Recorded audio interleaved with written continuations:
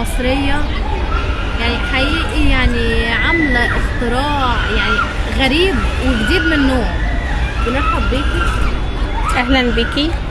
كلمينا بقى عن اختراعك.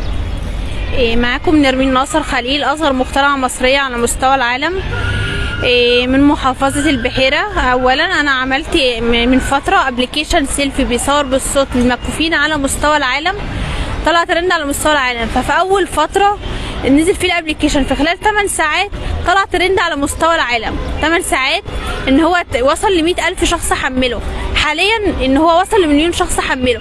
بس الفترة دي انا عملت تركيبة ايدال لعلاج مرض السرطان بالاعشاب، هو مسجل في اكاديمية البحث العلمي من 2019 محضر ايداع براءة اختراع. فانا قلت طب ليه هي الدول اللي بره بتعالج مرض السرطان مثلا او الكانسر بعلاج معين، فانا قلت طب ليه ما فيش حاجه مثلا في مصر ان هي تعالج المرض ده بعلاج مثلا الكانسر.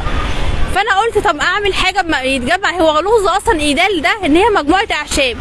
فانا قلت طب انا ممكن اعمل حاجه على مستوى العالم ان هو علاج مرض السرطان. طب هل هي بتعالج بالفعل زي ما الكيماوي بيعالج؟ هو عباره اصلا التركيبه، هو الاسم والمسمى في اكاديميه